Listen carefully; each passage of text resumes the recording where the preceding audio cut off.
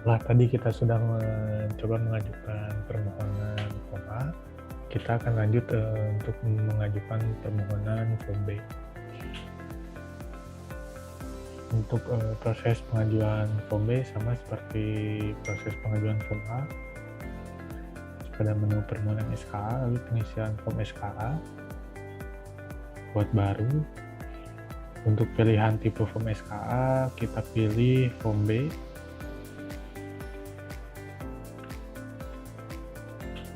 Di sini sama seperti pengajuan form A, eksportir diwajibkan untuk mengisi atau menginputkan terlebih dahulu data HIDA.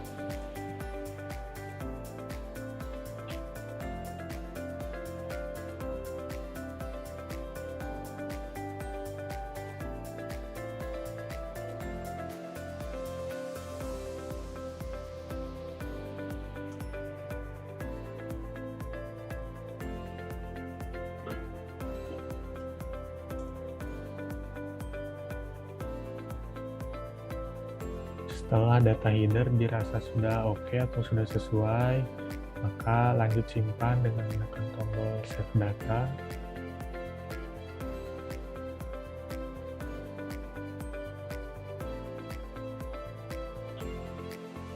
Jika data berhasil disimpan, untuk tab goods constructor berikut upload pendukung akan terbuka.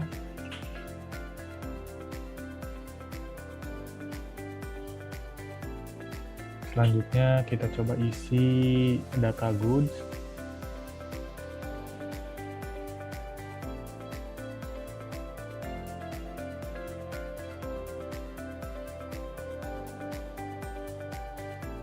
Di sini terdapat beberapa inputan yang memang wajib diisi dan tidak.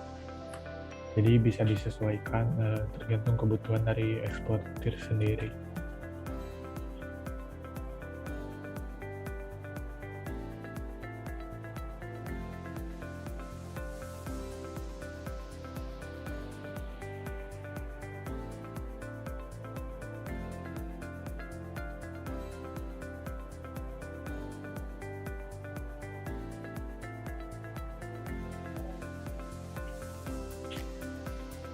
Jika data goods sudah sesuai, maka lanjut disimpan.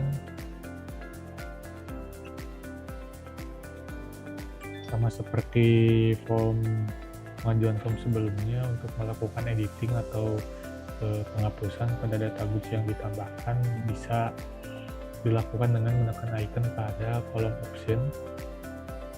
Lalu untuk proses selanjutnya kita masuk ke tab constructor, karena di sini tab constructor atau isian dari tab constructor ini digunakan sebagai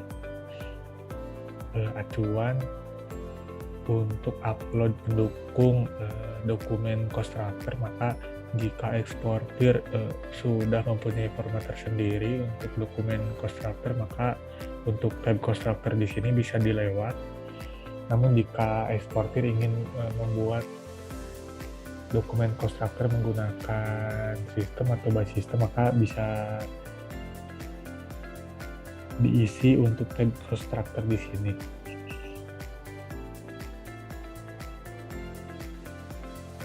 Saya akan coba lanjut ke tab upload pendukung.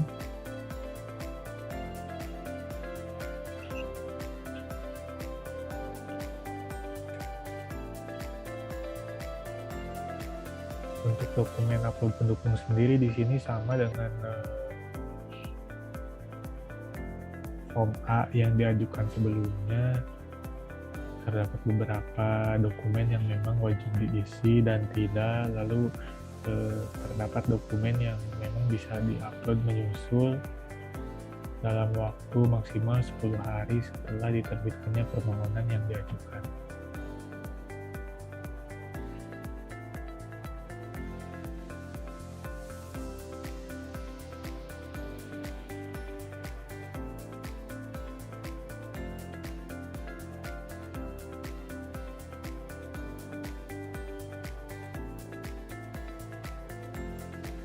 Lalu jika semua data sudah tersimpan sudah oke atau sudah sesuai, maka lanjut penyimpanan dengan menekan tombol save data.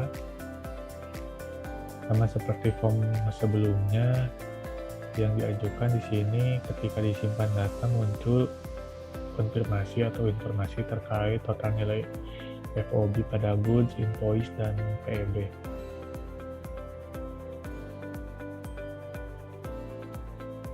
Kita kembali ke halaman pengajuan form SKA dengan menekan tombol back. Di sini terdapat satu permohonan dengan status draft untuk form B yang tadi kita inputkan. Lalu untuk melihat detail datanya sama, diklik pada baris permohonan tersebut. Lalu untuk melakukan editing atau merubah data pada permohonan yang akan dikirim ini bisa dilakukan dengan menekan tombol edit permohonan pada kolom aksi. Lalu jika ingin menghapus permohonan ini, maka eksportir bisa menekan tombol cakra pada kolom aksi, dan jika dirasa data tersebut sudah oke atau sudah sesuai, maka sebelum data permohonan dikirim ke IPSKA, eksportir diwajibkan untuk melihat cetakan terlebih dahulu. Jika eksportir tidak melihat cetakan lebih dahulu atau langsung mengirim ke IPSKA, maka terdapat keterangan diwajibkan untuk melihat pencetakannya terlebih dahulu.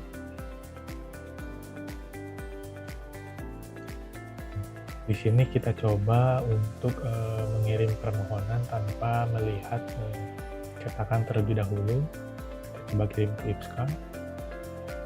Terdapat konfirmasi nilai FOB sama seperti form A. Lanjut. Nah, di sini terdapat keterangan, maaf, silakan lihat pencetakan terlebih dahulu, karena memang diwajibkan setiap permohonan yang akan dikirim ke IPSKA harus dilihat dulu pencetakannya, untuk make sure ulang data yang dimasukkan oleh eksportir nantinya ketika hasil akhir atau cetakan itu digunakan tidak ada data yang salah. Coba lihat pencetakan terlebih dahulu.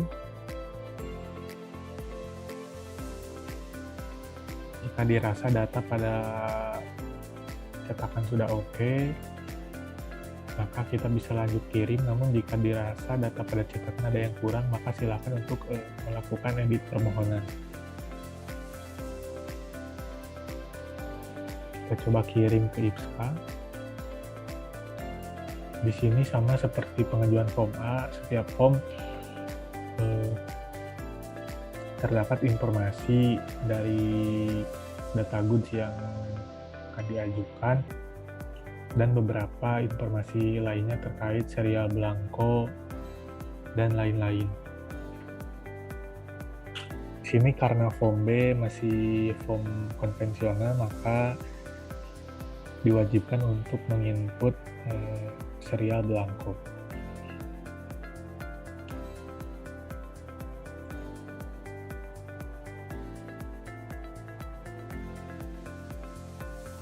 Serial belangko sudah oke atau sudah valid berdasarkan serial belangko pada sistem IPOM, maka lanjut kirim ke IPSKA.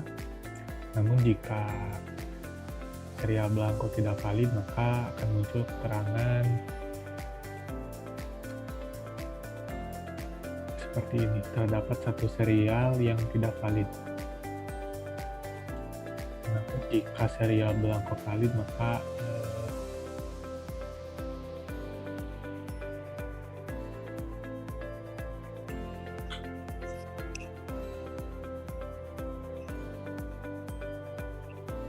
bisa diajukan. Tetapi jika serial belangko tersebut valid tetapi sudah digunakan oleh form yang lain, itu tidak bisa digunakan kembali. Jadi satu serial belangko itu hanya bisa digunakan untuk satu kali pengajuan form SKA.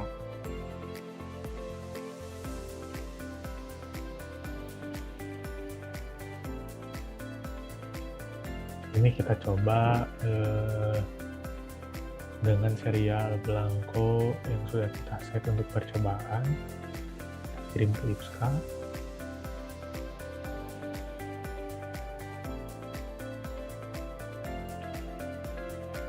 Muncul keterangan berhasil mengirim permohonan SKA, maka langkah selanjutnya yaitu tinggal menunggu approval dari IPSKA.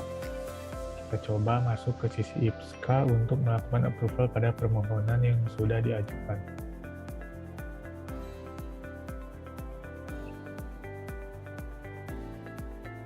Sama seperti approval permohonan form SKA, di sini pada menu permohonan SKA, daftar permohonan SKA,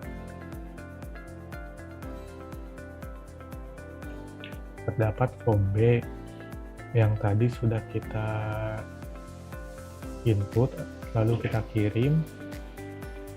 Kita coba klik untuk melihat detail dari data form B yang diajukan. Lalu di sini kita coba proses permohonan.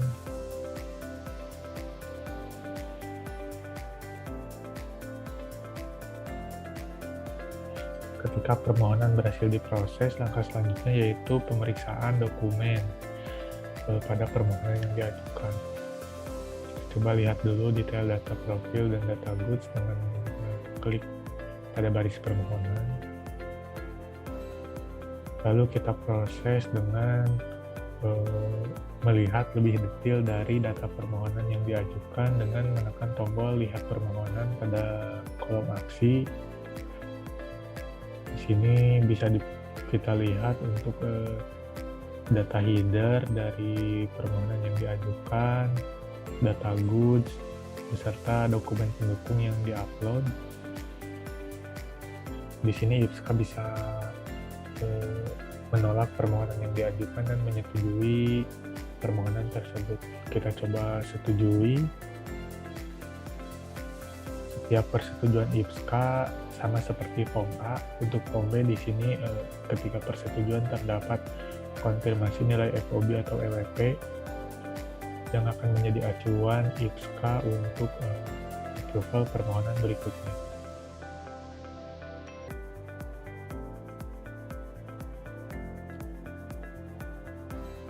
Sama seperti form A, nomor SKA di-generate by system dan sudah bisa dirubah. Tapi untuk tanggal bisa kita edit atau bisa IPSKA edit sesuai aturan atau sesuai kebutuhan. Lalu untuk penanda tangan silahkan diisi sesuai pilihan yang ada. Jika data yang memang diwajibkan, inputan yang memang diwajibkan terisi, sudah terisi semua, lalu bisa diklik simpan. Akan muncul konfirmasi data atau konfirmasi ulang terkait data goods dan informasi yang lainnya. Itu data berhasil disetujui. Lalu ketika proses pemeriksaan SKA sudah selesai, lanjut kepada proses persetujuan SKA. Di sini untuk proses persetujuan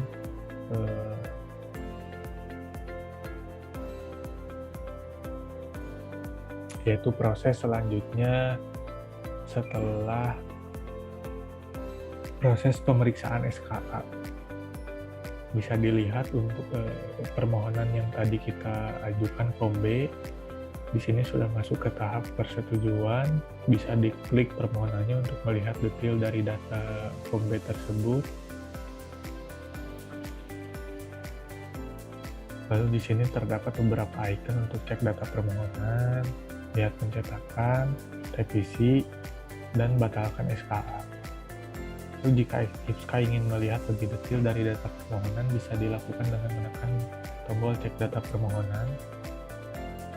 Terdapat data header, data goods, dan data upload. Lalu kita kembali ke menu persetujuan SKA. Jika permohonan ini akan disetujui, maka silakan dipilih, lalu diklik terima SKA.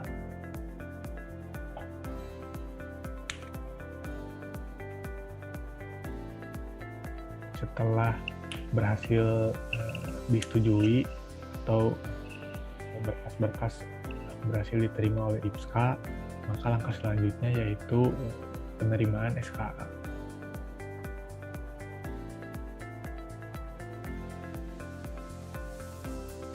Proses penerimaan SKA ini yaitu proses penerbitan dari SKA konvensional itu sendiri.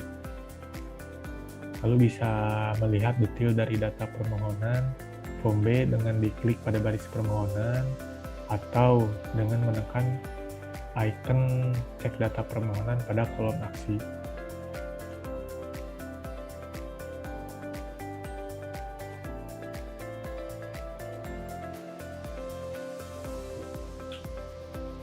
Jika dirasa data sudah sesuai, berkas sudah diterima oleh IPSKA, maka permohonan siap untuk diterbitkan. Mungkin kita bisa melihat dulu log dari permohonan yang diajukan.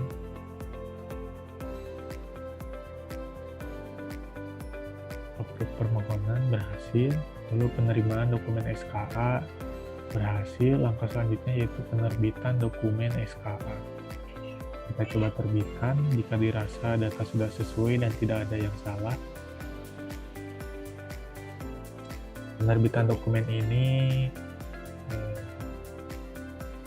yaitu dengan menginputkan beberapa inputan, hanya satu inputan sih, yaitu nomor serial form SKA.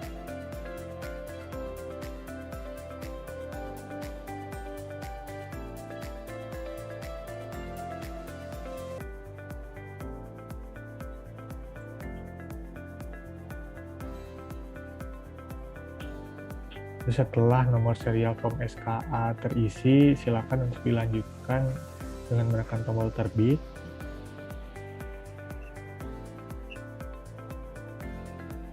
Notifikasi data berhasil diterbitkan. Lalu permohonan tersebut bisa kita lihat pada sisi eksportir, apakah memang statusnya sudah terbit atau belum. Kita masuk sebagai eksportir.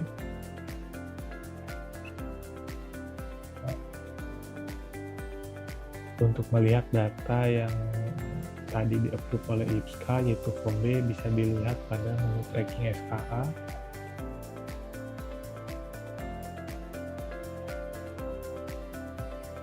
Di sini terdapat data paling bawah yaitu form B yang baru saja di-approve oleh IPSKA dengan status sudah diterbitkan dengan nomor SKA 000019/2021. Lalu bisa kita lihat untuk lognya yang tadinya sampai penerimaan dokumen SKA, ketika diterbitkan lognya bertambah, terdapat penerbitan permohonan. Lalu hasil akhir atau output akhir dari pengajuan form B ini bisa dilihat dengan menekan tombol lihat pencetakan pada kolom aksi,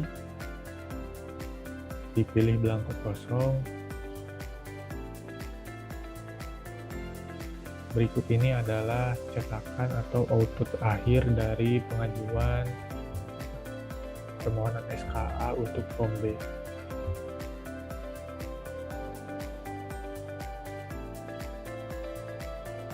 Sekian untuk demo pengajuan form B.